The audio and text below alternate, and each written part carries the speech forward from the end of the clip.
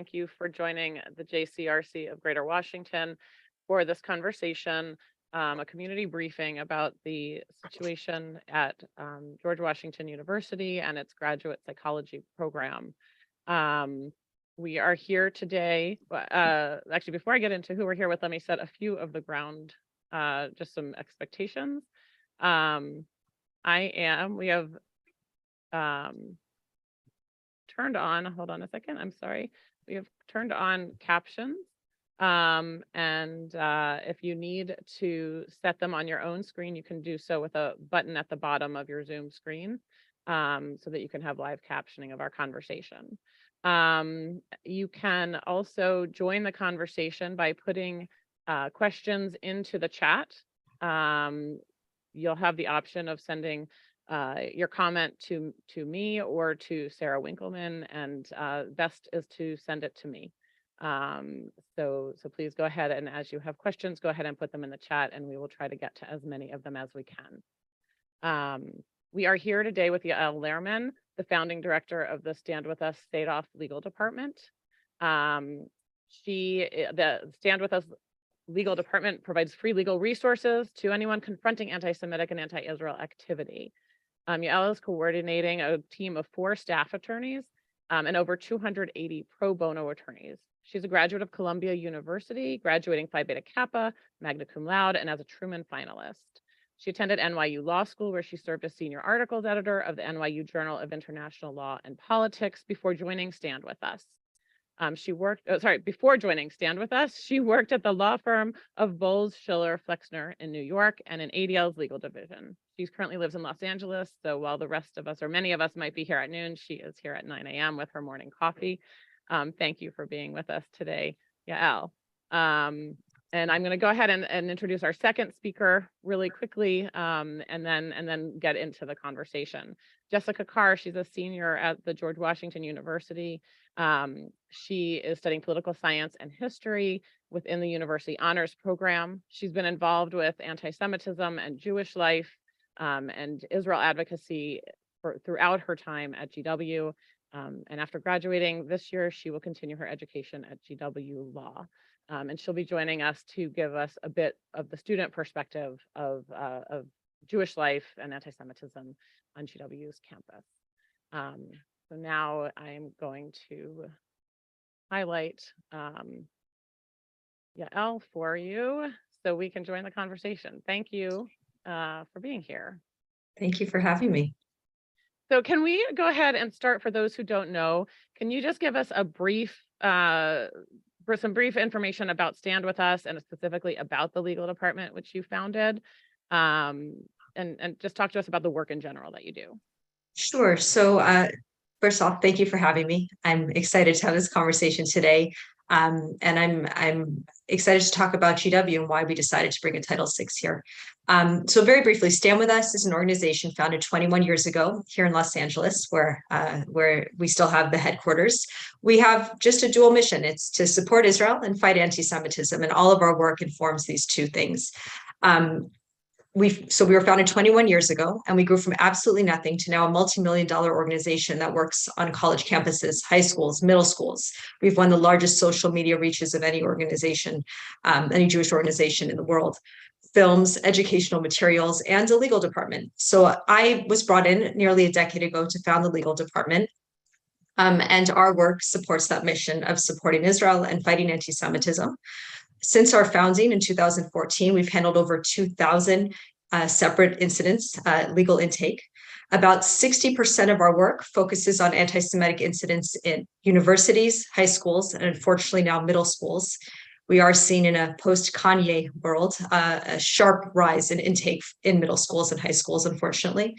And about 40% of our work is community-based, helping people deal with anti-Semitism in the workplace, in the criminal justice system after they've been the victim of anti-Semitic hate crimes.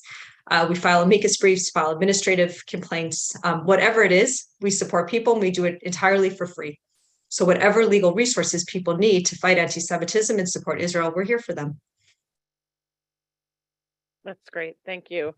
So today we're specifically talking about GW and the legal filing that StandWithUs filed there. Can you tell us what a Title VI complaint is, and what happened at GW to lead up to this filing in January.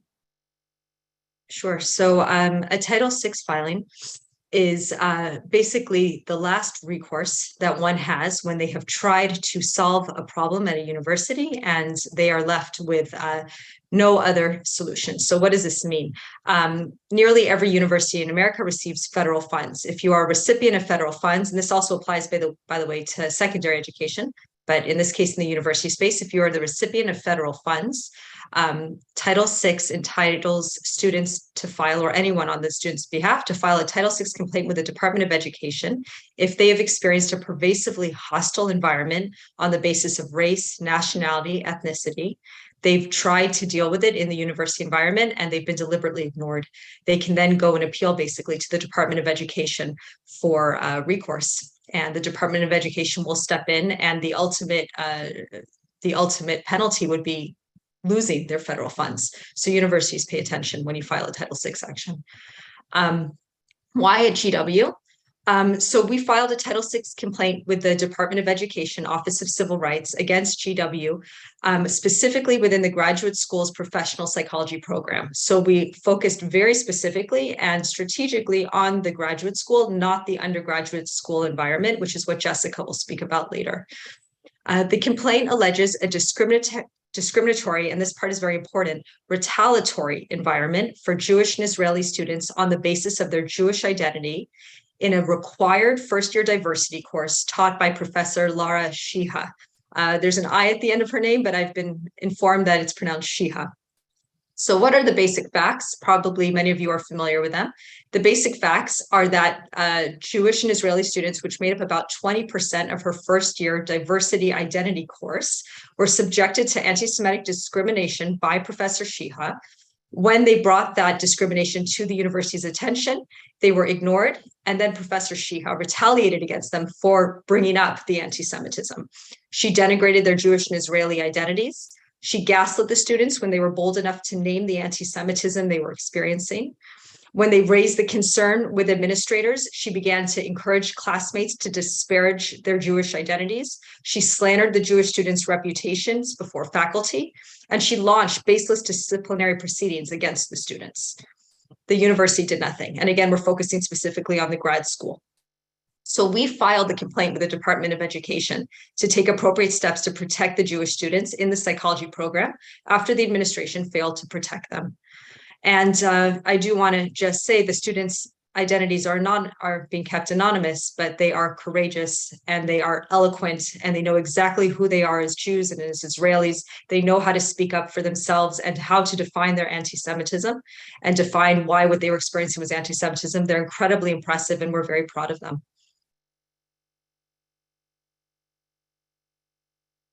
Thank you. That's helpful. I think a lot of people have read the headlines, so to have that filled in is really helpful.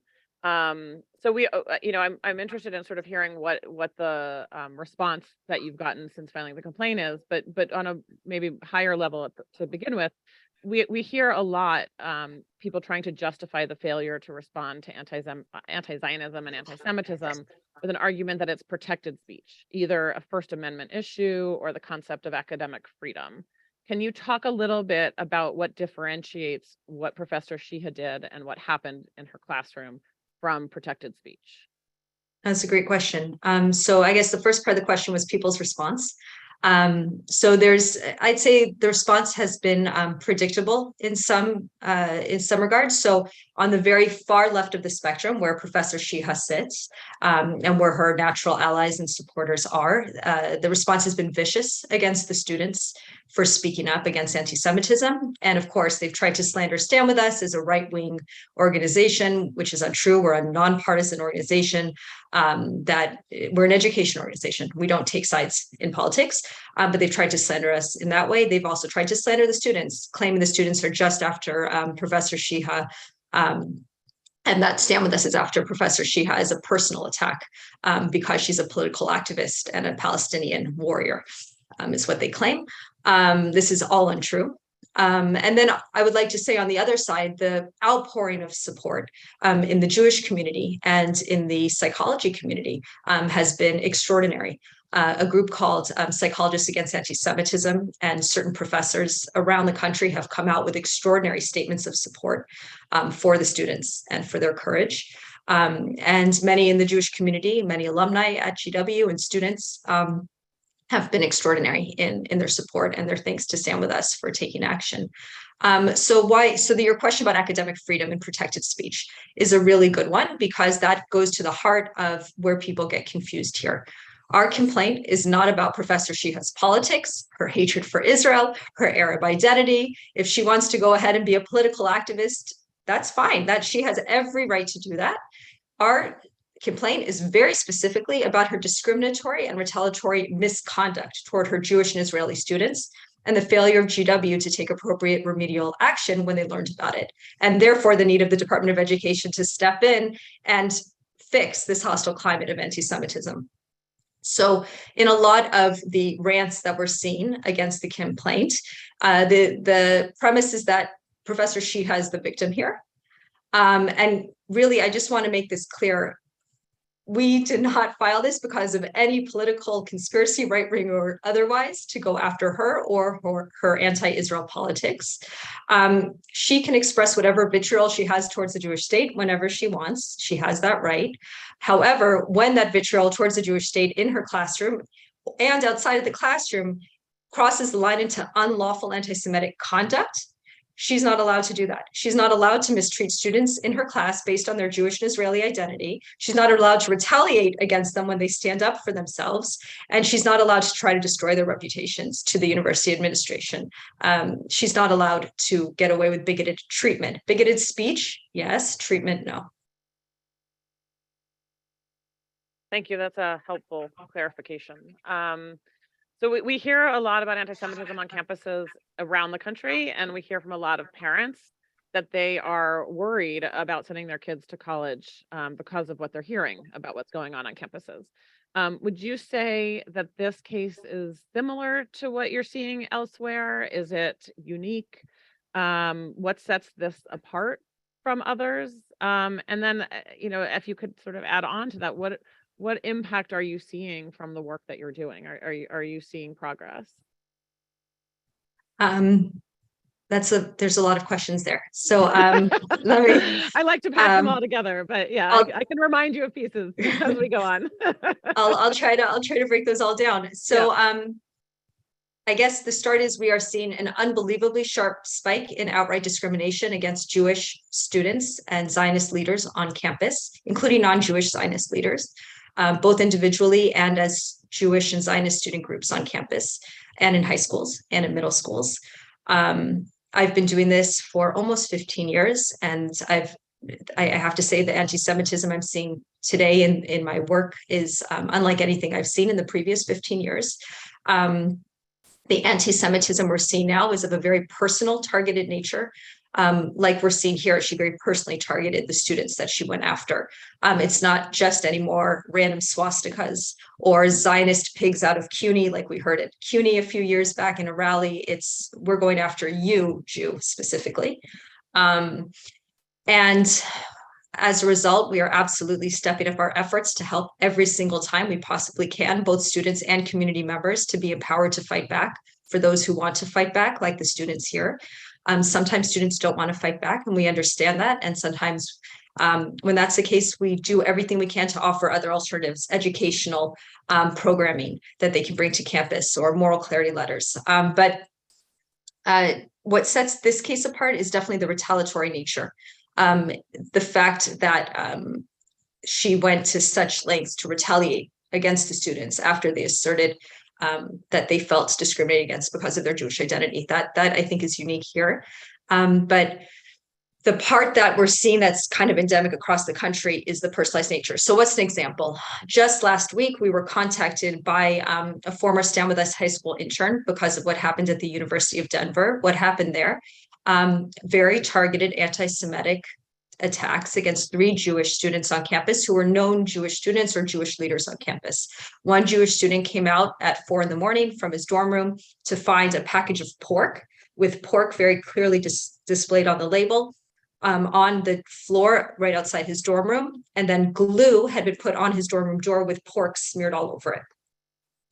That within the same 24 hours, that happened on a Thursday night, and then on Shabbat, 2 other Jewish student leaders on the same campus, and this happened in 3 different dormitories, had their mezuzah taken down, the scroll very deliberately tampered with and destroyed right at the Shema, and the other mezuzah taken down, thrown into the staircase. You could see they tried to tamper with the scroll, but they weren't able to actually get it out. Very deliberate targeting, and in this case, very religiously deliberate targeting. Pork, mezuzah, they went after really religious Jewish identity. The university is doing an excellent job responding, and StandWithUs is very much involved. And again, we thank the courageous students who are willing to stand up for what they believe in. And we are seeing a wonderful help and support from the Hillel and the Chabad, the administration. Everything is happening there exactly as it should, but it's horrific for those students, what they have to experience. And I would like to say we are seeing a shocking rise in mezuzah vandalizing throughout the country, especially in apartment buildings, dormitories. So if you know of anyone who experiences that, there's absolutely ways of fighting back and responding, and we are here to help anyone who wants that. That's the personal nature against a student. Let's talk about just one other example would be in the group sphere. So this was a case that happened about 1.5 years ago. Jewish student who was a known Jewish leader on campus. This is at a college out where I am in California. He went to attend a public meeting of the Muslim Student Associations. They posted on Instagram, public meeting, whoever wants to come join. This was on Zoom. He goes and he's noticing that he's in the waiting room and he can't seem to get out of the waiting room. And it's been almost an hour and this meeting is supposed to be taking place. So he texts a friend of his who he knows is also attending the meeting and says, "What's going on? When is this meeting starting?" And the friend says, "Oh, actually, the meeting started an hour ago. They're talking about you. They're purposely keeping you out of the meeting. And what they're talking about is, hey, there's a Zionist in the waiting room. We don't want to let the Zionist in. Let's talk about whether we should let him in." They end up voting on whether or not to let him in. They decide to let him in, but to basically disband the meeting the second he gets in there. So he gets in, they disband the meeting's over. Now, fortuitously, his friend thought to video the entire thing off to the side.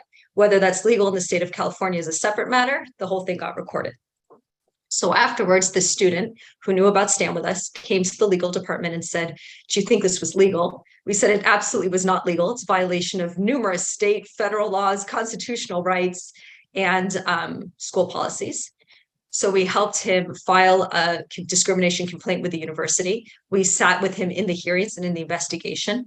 And in the end, the student won. They found the MSA to be a total violation of the student's constitutional rights. And they put the MSA on probation and denied MSA funding for 2 to 3 years. So when students choose to stand up and fight back and get help, and we love to help them, we absolutely are seeing results. And we encourage anyone in either the community or on college campuses, high school or middle school, who wants to stand up. We encourage you, just like the students at GW, to come and we will help you do so. So I'm interested that you mentioned the mezuzahs. I mean, I'm interested in the whole thing, but I note that I saw an op-ed that you wrote recently about titled "Broken Window Theory of Antisemitism," and in that article you talk about the mezuzahs, and in an apartment building. And I'm wondering, can you just talk a little bit about the theory that you spell out in that article about how small incidents need to be combated? Sure. That theory, that incident was a community member in a building in Brooklyn. They had nearly 24 mezuzah vandalizations from the mezuzah. And we ended up helping them find the perpetrators, and the person is being brought to justice now in the New York system, which is amazing in and of itself, considering it's New York. But what the broken windows theory of justice is, and it is a controversial theory, I recognize that. So I won't spend too much on that, but just for background, the broken windows theory is that by responding vigilantly to small crimes, we help prevent the larger crimes. That basically the community sends the message, we're not going to let you get away with breaking the window, so therefore we're also not going to let you get away with murder.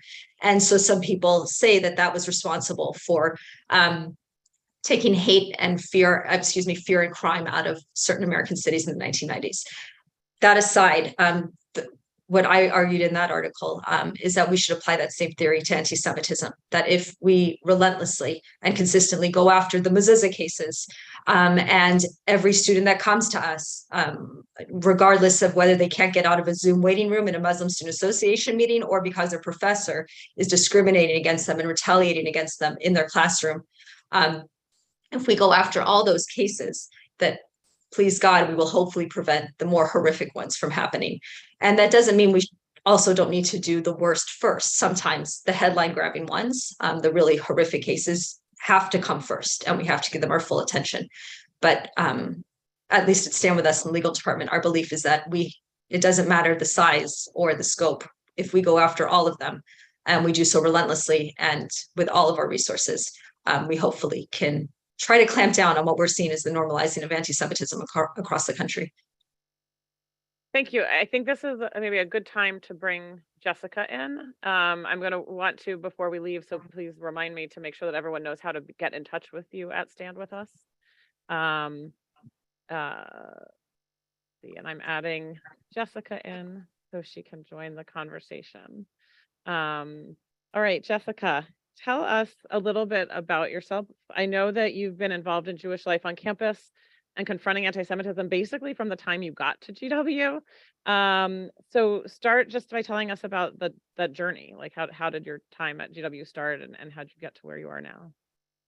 Yeah, thank you so much for having me. My name is Jessica. I'm a senior at GW, and I'm graduating in the spring. So throughout the last 4 years, I've been very involved on campus. I came in and did Hillel's pre-orientation program, which they call Launchpad. So I immediately jumped into Jewish life, meeting all the staff who work at Hillel, who I now have very great relationships with. And I also made all of my friends who are still my best friends today, 4 years later. And I also became a part of GW for Israel, which is GW's pro-Israel organization, which is housed underneath GW Hillel. So that is also part of Hillel. And we have a Hillel advisor at GW for Israel. And I,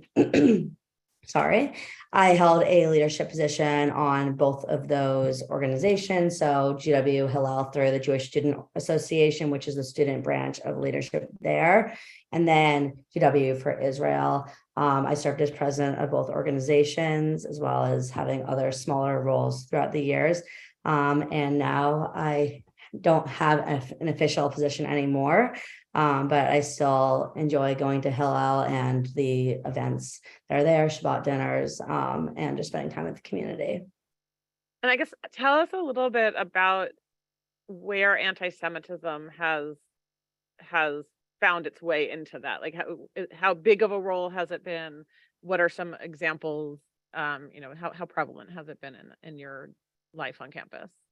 Sure. To give a little bit of background, I grew up in a very Jewish community, never really encountered anti-Semitism at school, at home. I went to a Jewish overnight camp. I was very involved. Growing up, social media anti-Semitism wasn't as much of a thing as it is now. So I really wasn't exposed to it other than my parents and others warning me that it is something that could happen on campus. So when I got there, I wanted to become involved with the Jewish community to make sure that I had a space to go to if anti-Semitism hit and when it would hit. And also because my Jewish identity was something that was important to me. But I can give a little bit of a rundown of the main events that have happened when I've been on campus. I would say that anti-Semitism isn't something that is felt every single day on campus, and there's usually a few large-scale events.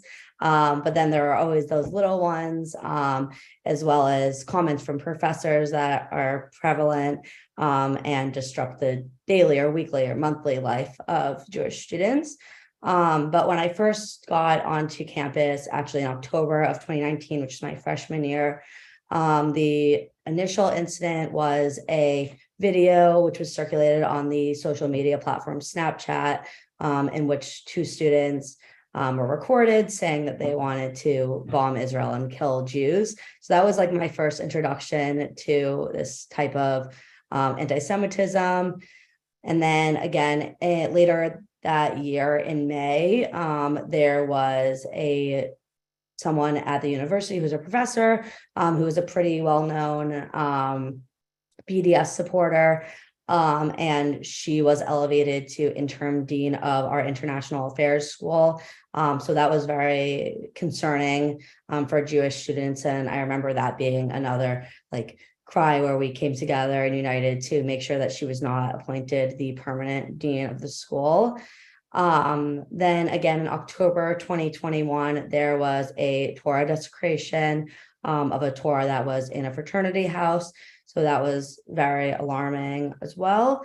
And then most recently, in October of 2022, there was a incident where a group on campus, two groups on campus, SHP and JVP, which are pro-Palestinian groups, vandalized campus using a method where they put posters on different things using white pasting, so it can't come off without scraping and ruining whatever is underneath it. So those posters were put on benches outside of the Hillel. And then right the next week, there was a protest of a GW for Israel event where a former IDF member was speaking. And the protesters called for, quote, intifada revolution, and using other words such as those. So that's kind of a summary of the anti-Semitism that I've seen on campus. I've been really thankful to not have had anything targeted at me specifically, even though I've been a leader throughout these times, but I've seen all this happen.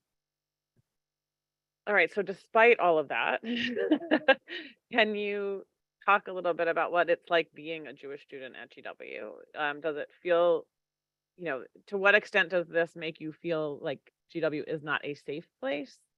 And I guess, can you talk a little bit about what's good about being Jewish at GW?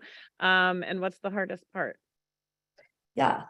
So I think the only time I felt a little bit unsafe was when there was the most recent protest, and that protest occurred outside of the Hillel building, and I was inside of the building leading the event that was occurring. So I think that was the only time that I was a little bit nervous, but then luckily the GW Police Department came immediately to make sure that the protesters were being safe and nothing violent happened. So other than that, I've really never felt unsafe on campus. I would say that 99% of the time being a Jewish student at GW is great. There's a really warm and loving community fostered by Hillel and the Chabad on campus.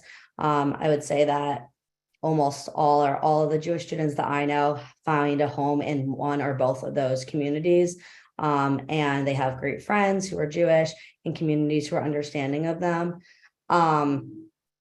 I would recommend Jewish students going to GW. I would never say that they shouldn't because of anti-Semitism, especially because I think, unfortunately, this happens everywhere, as Yael was giving examples of similar incidents at other campuses.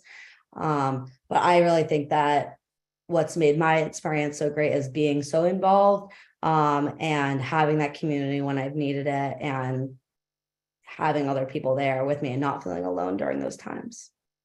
Do you feel that the university has resources, independent of Hillel? Are there resources available for students when anti-Semitism occurs? I guess I shouldn't say independent of Hillel. Hillel can be part of that. So, what are the resources that you go to? Well, there is a bias reporting mechanism through the university where you can report any type of bias that you experience. I've personally never filled out a bias form, and I also don't know any stories of people who have filled out bias forms where it has been successful, although I haven't asked, so I'm sure that they've handled situations successfully and others maybe not successfully. I felt that over the 4 years, there's been a little bit of a change in the way the university has looked at anti-Semitism. In the most recent incident that I talked about this past October with the posters and the protests, I was actually very happy with the way the university handled that at first. So when they found out about the posters, they removed everything from university property, which I was happy to hear, and honestly surprised to hear. And then they sent GW police immediately when the protests began to make sure that everything was safe. They didn't put down free speech, which I would not expect them to do, but they made sure that there was no violence, and that they were there the whole time. So that I was impressed by. I think that there's room for improvement. I think the university can do better, definitely. I think that I didn't love the way in which they handled past incidents that I've seen. But I think that there's some sort of recognition that the university needs to help with this. And I think a lot of that is helped by the fact that GW Hillel has a very close relationship with the university. So are able to do some behind the scenes work there too. They have a way to go, but they're learning. Yes. Okay. That I don't want to be overly optimistic, but would you say that it sounds like that's kind of what you're saying? Yes. Okay, so I guess give us a little bit of a picture of what kinds of Jewish students are on campus. Like, is it a very unified community? Is it only unified when anti-Semitism happens? Is it even unified when anti-Semitism happens? I think the Jewish community is pretty much unified when there's anti-Semitism, which is good. So, for example, the few times where there are large scale events, we usually have some sort of town hall or mass event where people should come together and talk about how they're feeling, talk about what next steps they would like to see from the university or Hillel or Chabad staff. And at those events, I tend to see people who do not usually come into the Jewish community spaces, but are Jewish. So they might not come to Shabbat or regular programming, but they're there. So for me, that is an example of Jewish unity on campus. I definitely saw that after the Torah desecration incident last year. There were hundreds of people who came together because of that. I think generally the Jewish community is pretty unified, pretty pro-Israel. With that said, there are a lot of people who are just not involved at all. And I think it's not uncommon at GW with such a large Jewish population to meet someone in class that you've never seen before in a Jewish space, but to find out that they are Jewish, but they're not interested in being part of the communities here. They're just involved with other parts of life on campus. Mm-hmm. So before I bring Yael back on for some questions that we're getting in the chat, any last sort of thoughts on advice that you would give to people considering GW right now, whether it's the parents or the students themselves? What are your thoughts? In the past, when I've spoken to prospective families, I've always said, I've been honest with them about what happens on campus, but I've also said that this happens everywhere, unfortunately. And I've emphasized the importance of going to a campus where there is a large and strong Jewish community. And I think GW has that. So for me, I've had a great experience at GW. All of my Jewish friends have had a great experience at GW. I would recommend GW to Jewish students, but I would advise them to become involved. So then if they witness an anti-Semitic incident, then they have a community to fall back on and they don't feel alone, which I assume that they may feel if they are on a campus with no support system, which does exist, unfortunately. I'm going to bring Yael back. Can I just say, Jessica made a really important point just now. And I just want to also give a shout out to Jessica. She's really a superstar. She was she's a Stand With Us Emerson Fellow at GW, one of our college interns in 2020. And she was a legal intern for the legal department in 2021. She's a leader on campus. She's a fabulous representative of the Jewish people. But you made a really important point just now, which is that even if you don't necessarily go to a college that has as strong and vibrant a Jewish community as GW, the most important thing is knowing there are resources available to you. So, one thing that immediately came to my mind was a student last year. She was a Black Jewish student at a campus that has a large Jewish population, but she wasn't connected with it. She was one of those students, Jessica, that you mentioned, sitting in class, who knows she's Jewish, but isn't involved in the Jewish community. And she was unfortunately subjected to horrific anti-Semitic and anti-Black rhetoric, both online and in her dorm room. She got the Heil Hitlers as she was going to the bathroom. She got the mezuzah vandalism. She was really, really targeted. And she didn't even know about Hillel. She didn't know anything existed at her university. She sat with this for 6 months. And when she finally learned that there was a Hillel that could support her, she went to that Hillel, and the Hillel connected her with the StandWithUs Legal Department. She got overwhelming support. And she actually got 11 students kicked off the dorm room floor for their anti-Semitism and their racism.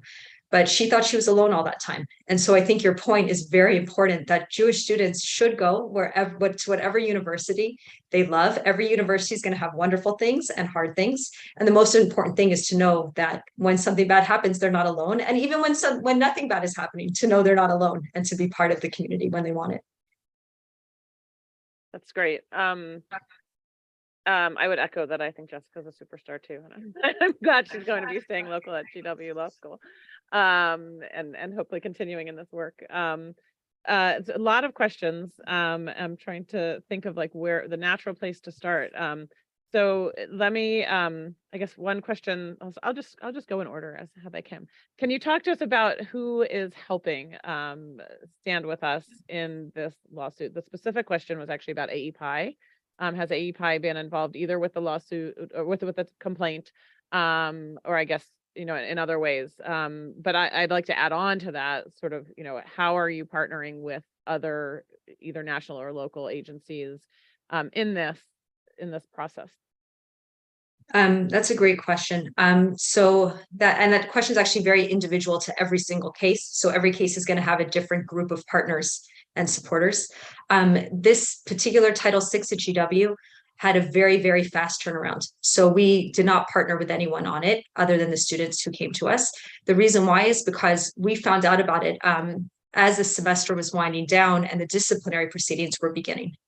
And so our main and most important focus was halting the disciplinary proceedings against the students, because I just want to reiterate, these are graduate students. This isn't undergrad. So when there's disciplinary proceedings against a grad student, that's a potentially permanent mark on your academic record.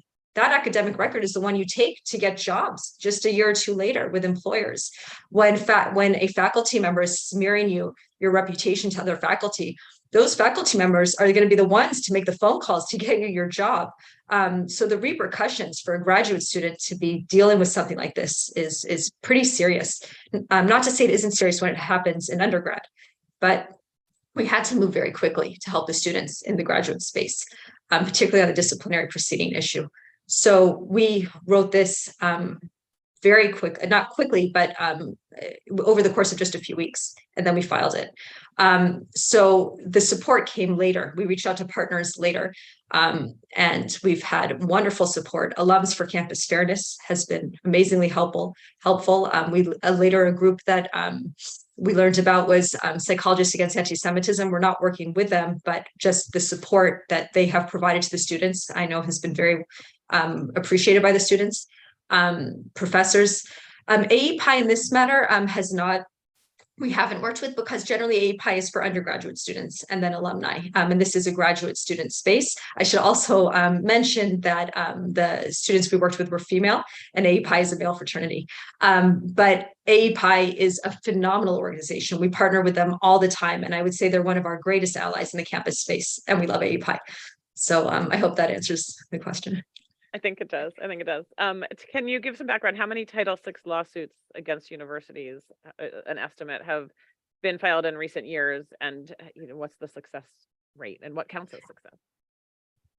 I don't like that question because I don't like the answer I'm going to have to give, but it's a good question. So the full number of Title VI filings in this space, meaning about anti-Semitism, is unknown because complaints are not made public. As a general rule, you can't necessarily go on Office of Civil Rights website and look up and see what are all the complaints currently filed. We just know based on word of mouth. So for instance, a colleague who's just a solo practitioner reached out to me this week saying, hey, my complaint that I filed that nobody knows about just got picked up by OCR. So we don't know how many of those are out there. Stand With Us has 3 investigations right now with the Office of Civil Rights. We have one at UCLA, we have GW, and then we also filed one last year against Hunter College, also in a graduate school program in their School of Social Work. And pretty much, I would say every Jewish organization out there that works in the legal space has several Title VI filings with the Department of Education on anti-Semitism. It's definitely rising. It's definitely increasing. The question is the response. So OCR, we are told, has been slammed and feels totally overwhelmed by the number of filings they're getting about anti-Semitism on college campuses. They feel that they need resources to help, more manpower. And so the turnaround after they've accepted the investigation is quite slow. There are cases still sitting there from 2019 and even previous. So we know they're trying, we know they're working on it, but the turnaround is not as fast as we would like. And it's something we're trying to address actually through Congress. So given that answer, this next question I think becomes that much more important. What has the university's response been? So it's important, if it takes a long time and the repercussions are immediate, it is important to know how the university is responding. And then when you, I'll turn to you first, Yael, and then Jessica, I'd like you to comment on sort of what you're seeing in terms of sympathy from professors and the administration, and are there paths and networks for you during when incidents happen or to prevent them? So go ahead, Yael. So the university almost immediately hired a third-party investigator to come in and interview. We know, we believe they've interviewed now, I think, all of the students in the psychology program. Though I don't, I'm obviously not in touch with all the students in the program, so that's not a verifiable fact. The third party, I assume, has also spoken with the professor, though, of course, I don't know that for sure. But that is unusual for the university to hire a third party investigator so quickly. So we hope that will be promising. And in the meantime, Professor Shiha is on leave. My understanding is that it was a medical leave that she chose to take before the filing. So it's totally unrelated, but she isn't actually teaching in the classroom right now. The students' disciplinary proceedings have been paused for the meantime. And our hope, of course, is that they will be canceled entirely because they were baseless. There's literally no grounds the students have ever been given for why there are disciplinary proceedings against them and why they need to be in a remediation process. They were never even told the grounds. I mean, when you think about due process, there's no due process here. So we hope that will just grind to a halt. And Jessica, if you want to continue. Sure. I've heard about many incidents of anti-Semitism in the classroom from professors over the years, but I haven't heard about anybody actually reporting it. So, obviously these students that Yael was talking about were very brave and came forward, but I think unfortunately there's a lot of students who don't come forward. I'm in the political science program in undergraduate school. And I know that there are 1 or 2 professors who I have been warned, don't take them, they're anti-Semites. However, I don't think that they've been reported. And if they have, I don't know what the university has done because they're still teaching and they still have that reputation. Myself, I've had 2 professors who have made questionable remarks that border anti-Semitism. Once I spoke to the professor after class and he was very receptive, and it seemed like his comment was made out of ignorance. He didn't understand and he appreciated me talking to him. The other professor kind of brushed off what I said and kept going and wanted nothing more to do with it. I think a lot of students, especially in undergraduate students, are afraid to come forward when they feel like that a professor is being anti-Semitic because they're afraid that their grades will suffer or that they won't do so well academically if they don't just take what the professor says in stride and keep going. So I think it's very difficult. But I commend those who have. I think it takes a lot. But I don't know anybody else who's actually made a formal report, but I know lots of people who have warned me not to take certain classes because of that reason. And is that Vicky, may I? Yeah, please. Sorry, may I just, I'd like to add something there because I think there's an important distinction that needs to be made. Professors have the right to unfortunately say sometimes anti-Semitic things in the classroom and anti-Zionist things. That speech is abhorrent, but they do often have the right to do it. Where it crosses the line is when it actually becomes misconduct. So when students experience anti-Semitism in the classroom, and it's very common for them to warn each other. We heard from students in the GW complaint that after they started experiencing it and talking about it, students in years ahead of them, further up in the programs said, oh, we should have warned you about her. About Professor Shihab. So it's very common for Jewish students to kind of give each other the scoop behind the scenes. But there's other things you can do, and Stand With Us obviously can support you in countering anti-Semitic speech by professors. But there isn't always legal action. You can't always file a discrimination complaint because you need a few things. You need, first of all, the evidence, which often means a recording. Recordings aren't always lawful to take. So it's going to depend on the circumstances, but you need the evidence that what they said actually happened, because oftentimes the professor will just outright deny it afterwards, or you're not going to remember it perfectly. But then that speech also has to cross the line into unlawful conduct. And there's ways in which that can happen, but it doesn't always consistently happen in a way in which A, you have the evidence, and B, it really does clearly cross the line. So I think the answer is just reach out for help if students are experiencing it, because yes, of course, grade retaliation is a real thing. And we see here, retaliation actually did happen at GW. Mm-hmm. But there's also other things that we could do besides just filing Title VIs. And the other thing to remember is something you said before, which is about canceling. We never want to cancel anyone. It only hurts our side if we're calling on other people to be canceled. And so there's other steps that can be taken, including asking the university to condemn, bringing alternate speakers to campus and things like that. And so, I mean, it sounds like there are really sort of two avenues when people are experiencing something along these lines. One is through the university. The university has its own system. But then there's also through the Jewish community. And if you're, and Hillel is probably a really great place to at least start that conversation. But then there's also the JCRC, this Stand With Us, ADL. There are lots of organizations out there specifically to support the Jewish community, especially if you're not getting the response you want from the university system. But those are exactly kind of two distinct paths.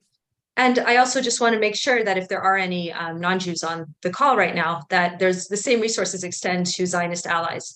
So if there's time later, I could talk about it, but Stand With Us worked on a case last year of a Zionist ally, a non-Jewish man who was running for student president of his university. I guess I'll just say it very quickly. He's running for student president of his university. And the way in which they tried to slander him and get him out of the election was to say that he was a Zionist. And that's what the campaign was based on. He reached out to Stand With Us for help. And because it was actually, we had a very strong case of defamation that they were defaming him. We were through defamation counsel. We were able to actually file something against the person who was defaming him, and he ended up winning the election. So even if you are a Zionist ally, not Jewish, there's lots of resources out there, and we're here to help you. Before I go to the next question, I want to say what I did not say at the beginning, which is we are recording this session. You mentioned that sometimes it's legal, sometimes it's not. I want to make sure everyone knows that we are recording. I think you got a notice as you signed on, but just wanted to let you know that the session is recorded and it will be available later for you to see again or for those who were not able to join us. All right, so Yael, there's a question here about do you sort of rank schools for how anti-Semitic they are? And if so, can you give us any insight of like where does GW stand within the university system, within DC, the DC area? Any thoughts on that? So we do not rank. There are groups that do, by the way. There's like a famous annual article that gets published. I don't remember which outlet it is that does it, that ranks the worst campuses to the best. It changes, I would say, every 4 years based on who's on campus that year and who graduates. So we'll have schools that are vicious and horrendous, and then all the bad people graduate and suddenly they're wonderful campuses for Jewish students. So it changes constantly. I would just say, in general, if you want to know about a particular campus, please contact the JCRC, the Hillel, Stand With Us, and we will tell you just confidentially what we're hearing from students in that given year.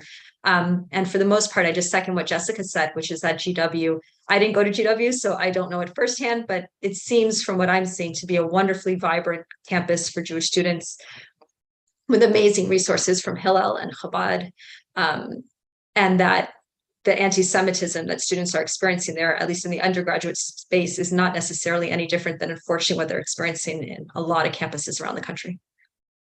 And if I can add on to Yeah, that, please.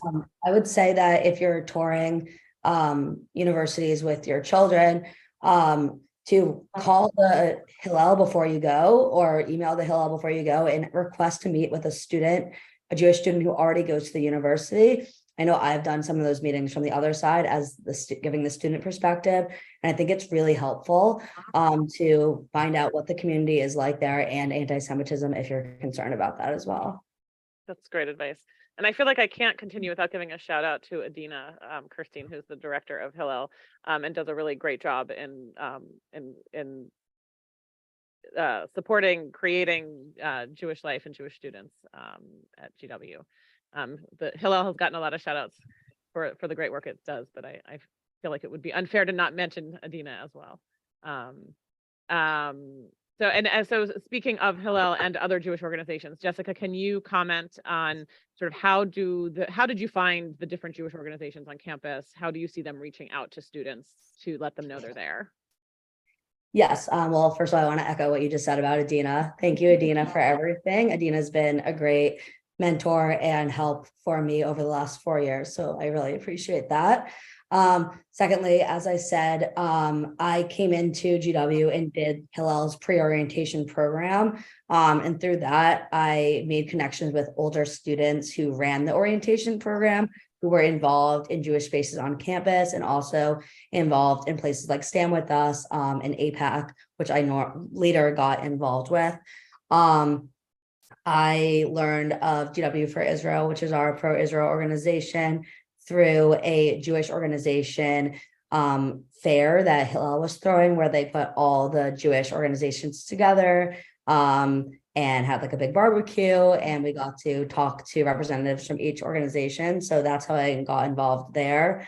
And one of my orientation leaders on the GW Hillel pre-orientation program was actually a Emerson Fellow with StandWithUs.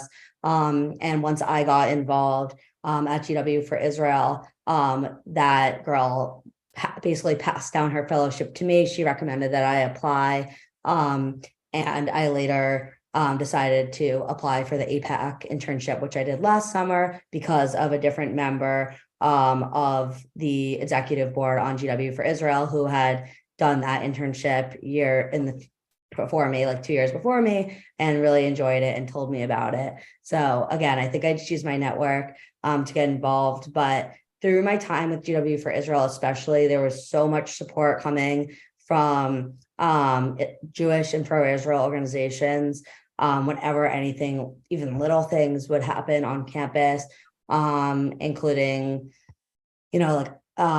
so StandWithUs, APAC, ICC, Camera. I mean, there's countless organizations that would reach out every single time something happened. So it really is overwhelming the amount of support that students receive. So I think I'm looking at the time, and I see a bunch of significant questions still left. So let me see if I can kind of compile them into one big question. Yeah, go ahead. You know what, though? I would be remiss if I didn't say this. We've just painted a very rosy picture of GW for Jewish students. I do want to say that what's happening in this graduate school program is horrible. It's emblematic of what's happening in classrooms around the country and other classrooms at GW. And even though we've painted a very rosy picture, if someone is an alumni and connected to the school and wondering whether to give money to GW this year, my answer to them would be, I would withhold the money with a statement to the university saying, we're withholding this money until we see how your investigation goes and how the Title VI turns out. Because clearly there is still a problem, a very big problem with anti-Semitism in your classrooms that needs to be addressed. And I want to see how you're addressing it. Yes, Jessica's having a wonderful experience, but I don't want to forget that there's other students at GW who are having actually quite a terrible experience that could impact their entire lives and careers. And we need to balance both considerations. Right. No, that's helpful. Thank you. Okay, so a question sort of about anti-Semitism in the classroom, I think I'm going to be able to combine these, but is it safe to assume, Jessica, you mentioned talking to a professor who appreciated the feedback because he wasn't aware, do you start with an assumption that the universities have no awareness of what constitutes anti-Semitism and they're kind of innocent deer in the headlights unless they're engaged by students to tell them?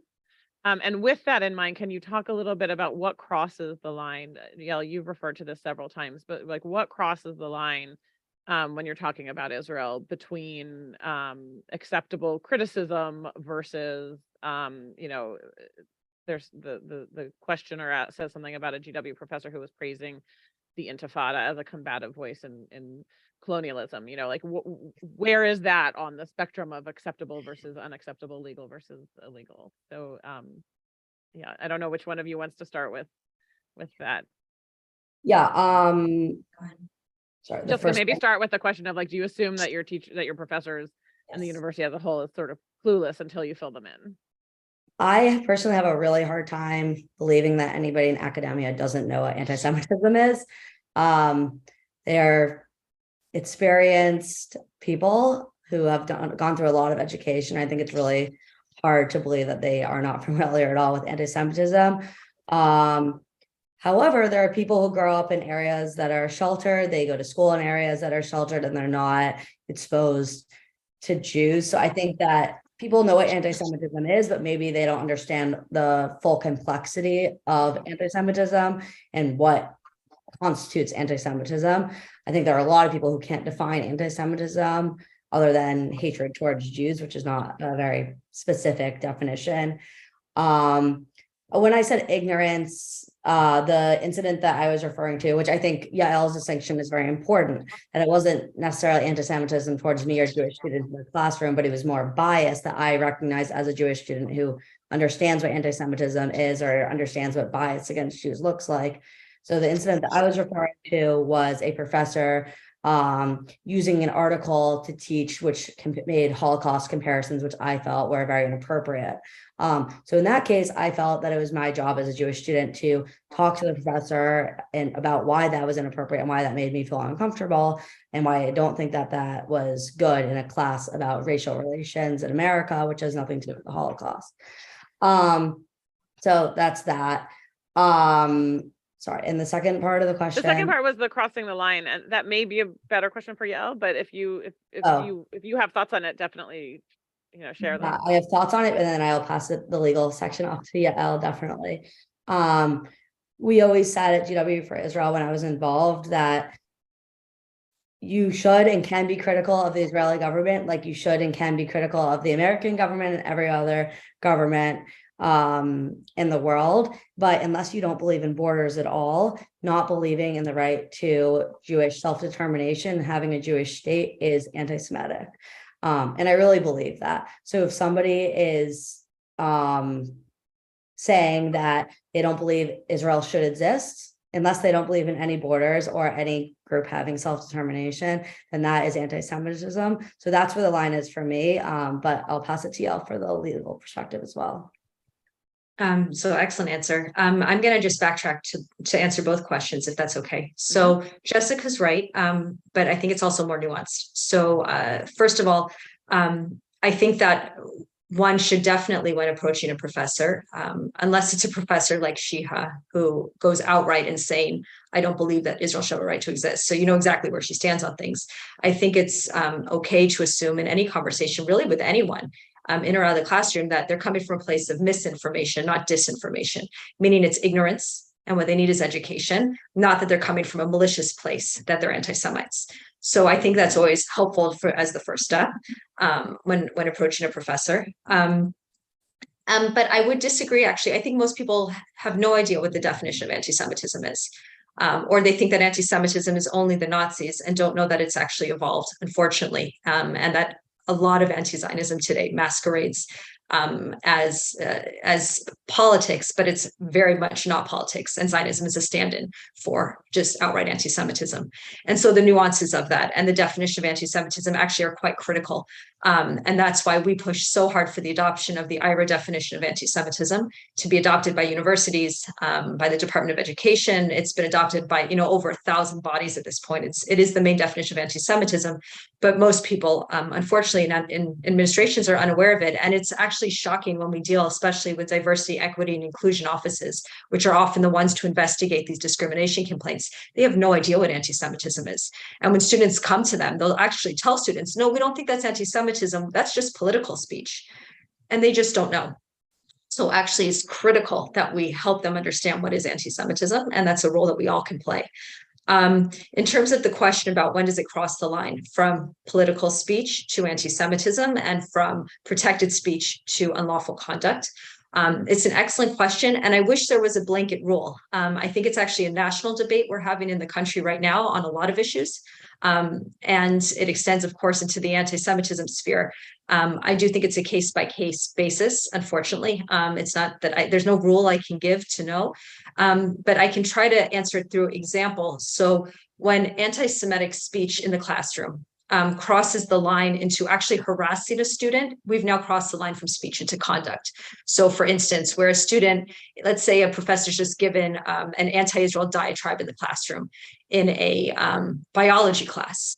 Well, there's actually no academic freedom right to talk about Israel in a biology class. And when a student goes and brings that to the administration's attention, really the professor should be censored for that. There is no academic freedom right. And I'm happy to show anyone the principles, the professional standards that say you don't have a right to do that.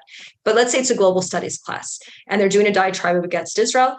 And the student raises their hand and says, hey, I want to point out these discrepancies in what you just said. And instead, the professor, instead of engaging in dialogue, the professor shoots the student down. And then in all subsequent lectures, picks on the student, puts down the student, and really harasses the student for having stood up for Israel. I would argue that now crosses the line into harassment and conduct that isn't lawful. And we could be now getting into Title VI territory if the administration doesn't respond and step in. So I hope that helps, retaliation, harassment. But again, it's going to be a case-by-case basis. Thank you. I'm going to ask one more question. You kind of touched on it, and this is going to be the wrap up because I want to be respectful of everybody's time, including yours. But you mentioned the DEI offices having no real understanding of what anti-Semitism is, and there was a question about for Jessica whether you've had any issues related to the DEI movement or racial equity spaces or classes. Like, have you seen anti-Semitism there? And then to Yael, I would like to hear if you've had success, or not, in working with DEI offices in order to provide this better understanding of what anti-Semitism is. So Jessica, why don't we start with you? Like, have you experienced anti-Semitism in those spaces from those sources? I haven't experienced anti-Semitism from those spaces. However, Jews were not included at all in university mandatory DEI training, which I think is unacceptable.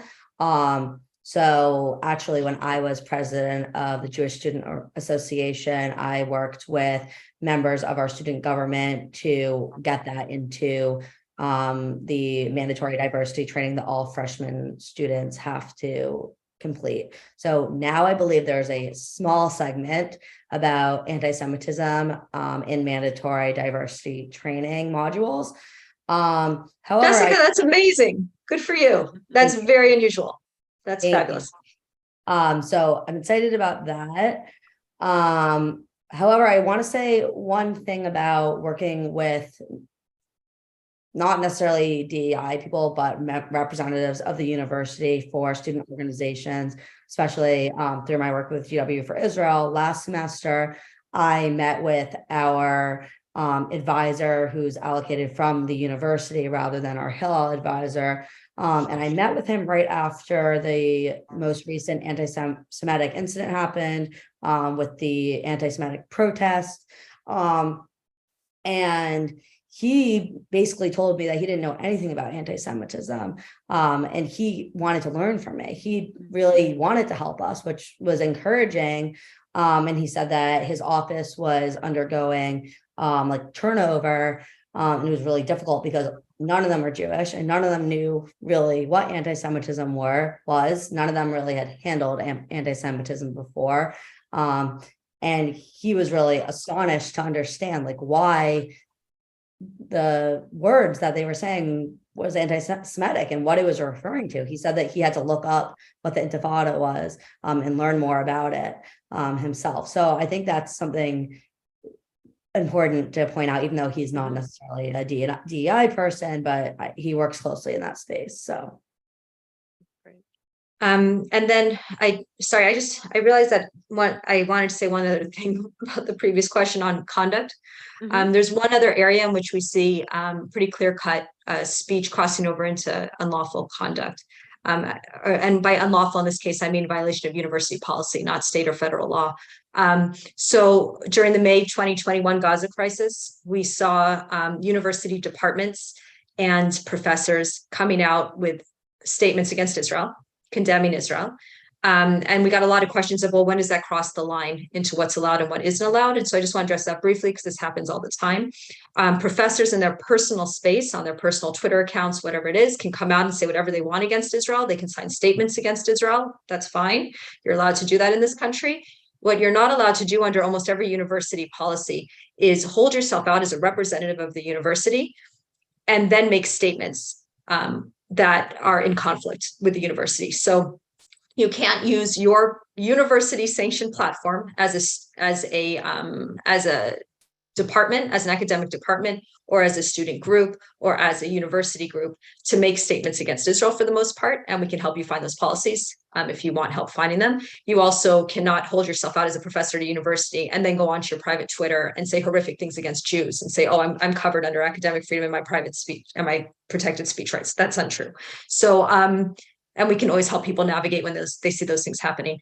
But the DEI question, diversity, equity, and inclusion, is a really, really interesting question in the Jewish space and outside the Jewish space. I would encourage anyone to contact their alma mater and ask how many people are currently working in the DEI office and try to find out what the salaries are. Because I can tell you one of the reasons for exceedingly high cost of tuition at most universities is administrative positions like the DEI office. One university has, I've recently been told, 40 DEI officers working just to handle diversity, equity, and inclusion issues. Not one works on anti-Semitism, not one. At a university which has skyrocketing anti-Semitism, not one person in the office who is saddled with handling the discrimination complaints. So that is unfortunately something we're seeing at most universities, and it's critical that we help DEI educators understand what is anti-Semitism, because most of them don't know, aren't educated about it. Some of them, unfortunately, are so radical in their activism that they actually are actively against the state of Israel and not wanting to help Jewish students, though we hope for the most part that isn't the norm. And we really do encourage DEI offices to have one person who handles anti-Semitism and trains in it so they can specifically be a support for Jewish students. We've actually had 2 incidents that we've worked on where the DEI officer was actively anti-Semitic in using the DEI office to actually put on anti-Israel and anti-Jewish programming at the school and putting the DEI stamp of approval on it, which is ironic, right? Because their mission statement is, we are here to be inclusive and welcoming for all students. Come here to learn how you can hate Israel.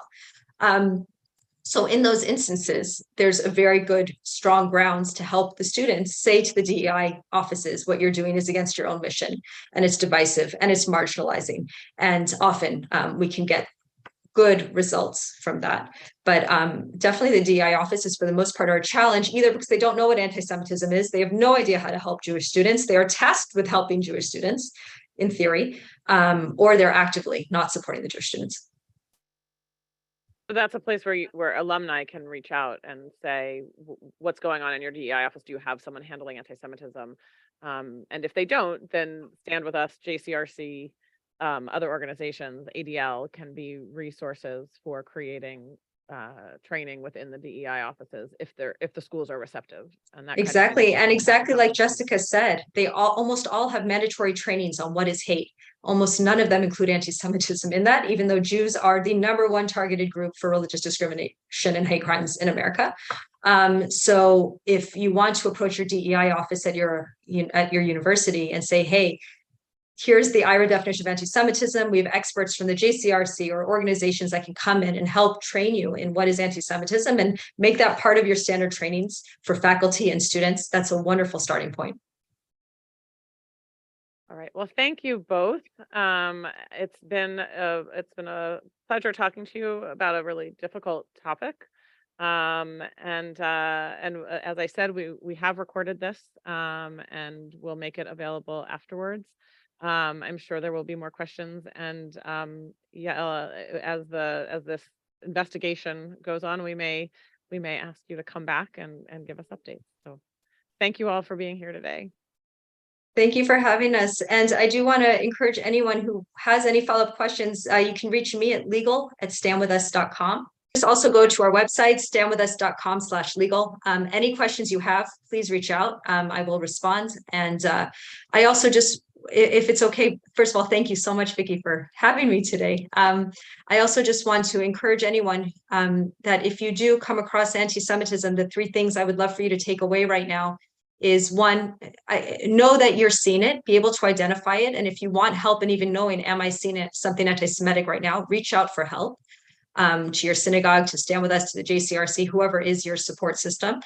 2, document it, please. Screenshot it, video it, record it, take pictures. Without that evidence, really no one can do anything. So for instance, that kid who saw the pork on his dorm room door, the first thing he did before even calling campus police is he took pictures of it. So we really want to encourage you to do that. And 3rd, really, please just remember to be empowered, that if you feel like doing something about it, there are a ton of resources to help you, and no one should ever feel alone. So thank you for having me today. That's great. Okay, great. Thank I have you. Yael's email address. I have the standwithus.com website, and my email address. And Jessica, do you want to, I should have given you both the opportunity for final comments. So thank you, Yael. Jessica, anything you want to wrap up with? Just thank you so much, Vicki, and for the opportunity, and Yael, it's been great speaking on this panel for you. It's an honor for me. And I would encourage everyone to think positively and just be involved. And I think it will help, and hopefully Stand With Us and other organizations will allow students to continue to feel comfortable on campus, even when they do face discrimination, anti-Semitism. Thank you all.